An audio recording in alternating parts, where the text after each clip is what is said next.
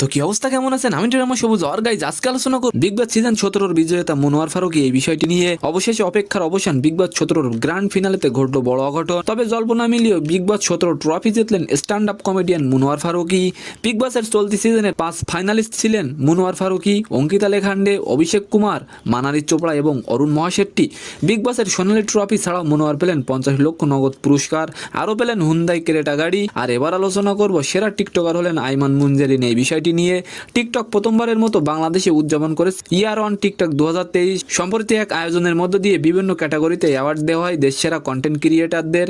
অনুষ্ঠানের মূল আকর্ষণ ছিল ক্রিয়েটার অব দ্য ইয়ার 2023, আর এই বিভাগে অ্যাওয়ার্ড পেয়েছেন আইমান সাদিক। আর শিক্ষামূলক কন্টেন্ট বানানোর জন্য পুরস্কার পেলেন মুনজেরিন। আর এবার আলোচনা করব আয় করে পরিবার চালাতে হবে কেয়া পায়েলকে এই বিষয়টি নিয়ে। নাটকের মধ্যে ইউটিউব ট্রেন্ডিং শীর্ষ রয়েছে শুধু তোমার জন্য নাটকটি। কেয়া পায়েল বলেন, রোমান্টিক নাটক হিসাবে যথেষ্ট প্রশংসা পাচ্ছি, মাঝে মাঝে মন্তব্য পড়ি, বুঝতে পারি আমাদের নাটক দর্শকরা পছন্দ করে। কেয়া পায়েল বলেন, সবাই যেন তাকে তার কাজের জন্য সম্মান দেয়, আর তার কারণেই নাকি অভিনয়ের প্রতি তার দায়বদ্ধতা তৈরি হয়েছে।